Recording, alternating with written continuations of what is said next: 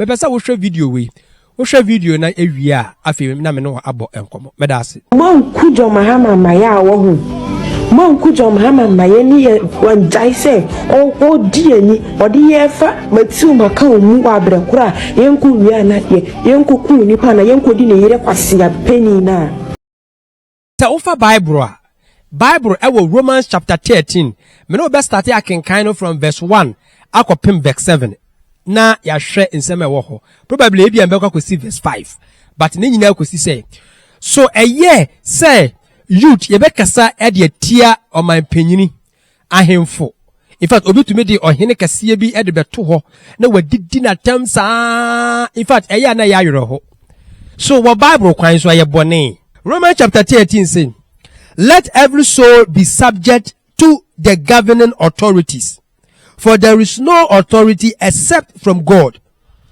and the authorities that exist are appointed by God. Tienyo, Bible say, ma obiara owo oman biara mu no embra no ho ase emma wania yato aba anasa ahemfo ayi omo se wo mo medi yeso no yembra ye ho ase enhye wo mo ase efri se san kofo no womo eni hokwa eye nyame na yi womo obebisa se eye nyame enye ne yeto aba nyankopɔ de epe no de ama yen se ye nankasa entwusu wone a ye pese omudi yenso ye twusu wi a na ono ankasa age atum na ode omo asi ho enti wo honhom afa onyankopɔn na de omo abesi ho enti omo ni hokwa enti yewura John Dramani Mahama oni hokwa yewura Akufo-Addo oba bedi ebe ye ne de 8 years ago no wa metena hokwa yena na yeto aba no nanso so nyankopɔn gitu mu se wo mo emedi yenso tie nie pa. Verse 2, therefore, whoever resists the authority resists the ordinance of God, and those who resist will bring judgment on themselves. Tienio, I say, obiara wanye sutie ama sa impinfo yi. Te say ahemfo. Government is to say president, ministers no. In fact, Bible me yeti asese, obiara wanye sutie ama won. Na ubu weni egu omamra so eye de wo pe no. Enye omo na wo ye de tia omo na mum wo ye de tia onyankopon. In fact eye very risky. They very dangerous say obi betumi adidi omanpanyin atem anase ohene a owo kuro bi so atem. In fact eye very risky, eye deadly e wo honhom mu. Nyankopon na ni meje wo ho da. Kai sempo say sa nipa no so your hini o your politician o onsom nyame mpa. Still I was say we di obuo ma no because wo kasa tia na wa kasa tia onyankopon.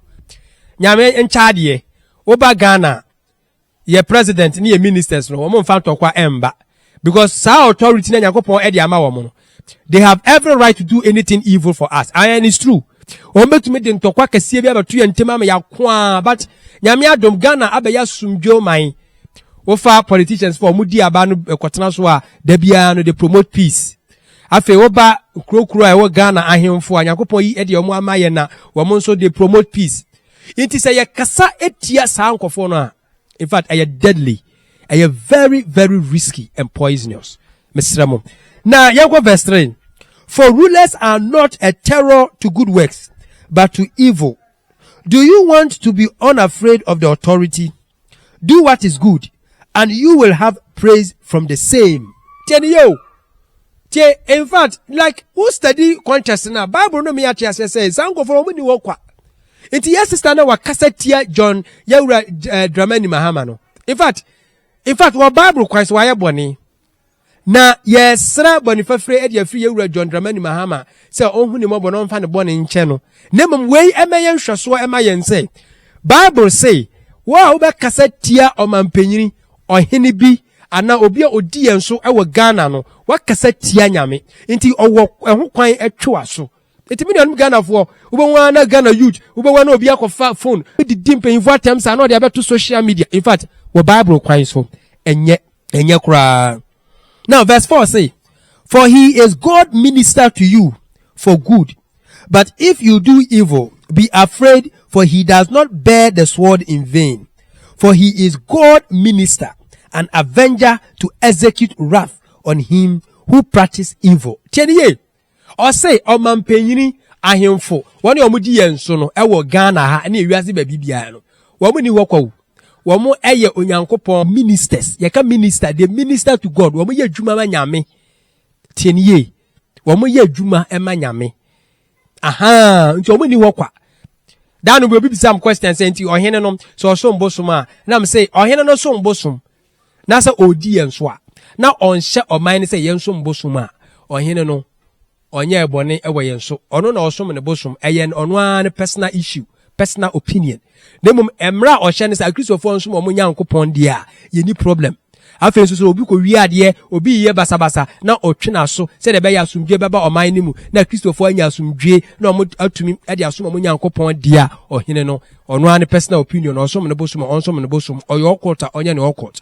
But then oni hokwa regardless to ne religion a ohye mu oni hokwa nyankopon yusu ne se de be ya obe maintain peace and order ewo oman ni mu. Etimi nuanom me nsore nyi ya endidi sankofo na atem their ministers womo ye nyankopon somfo womo som onyankopon womo ye adwuma ma onyame enti nyankopon ma no tumi so tumi twaso o twaso nso a nyankopon onya no hwe adenti na utumi kofo obi papa se onam so ye president a obaye adwuma ma wenti na wo de na akoto social media na wadidi na temsa fa ne se wow papa e na oye president wow papa e na oye DC na obi kofa no to ho na odidi wo papa temsa na woko hunu ewe TikTok, Facebook and YouTube wo wani beje ho.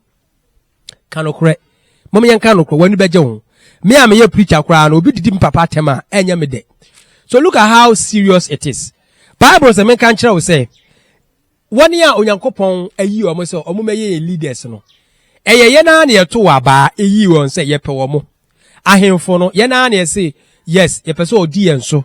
Oye ohene mayen. Ye nya etwu super. Na nyankopon agi atum.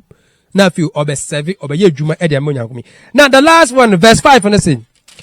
Verse 5 is saying, therefore you must be subject not only because of wrath, but also for conscience sake. Etiminia Bible se men kan kire say, wo biara obekasa atia ohene kese bi owo Ghana, ketua bi owo Ghana. Obekasa atia president, oman panyini abedi akire. Obekasa atia ministers, DCs, assemblymen omo di yenso obiara odi yenso owo man we mu wo biara obekasa tia omo no wa ye bone e de tie onyame enti ye nua na wakasa tia yewura John Dramani Mahama wo Bible kwan so wafom na se wafom de a ende yenso me ye preacher me koto sere ni nyina se da ye serew se be ye wo pa fa che no nemum we ebe ye nhweso ama ye hu se obiara obeye sa de yi no in fact utumi twena so million Ghana for especially youth mesramo aye bone kese say ye be didi ahemfo atem dan bi me ya video bi ena me tag ye nuanum bebre ena me de omo be gu so ena me kasa ye say saadie yi min jai ka da na obi ya na say etali me so be ka bi say de be ye the Bible be ye adwuma Nyankopon ma Ezekiel ti ase say e Ezekiel chapter 3 say Ezekiel se me ka kire bone ye fo so obewu na se wan kan kire no na so owu won bone mu a be bisa ne moja e de afiri wo nchen na se me nyame e ka kire obone ye fo so obewu na se wo ka kire no na se wan sa kire no wu ne wo bone bu a wo de wo ho fala enti se me ye Onyankopon adwuma ye fo de mo ho fala se me ka kire man kan e na mo problem onyame enhira o me din e de Peter Pole bye.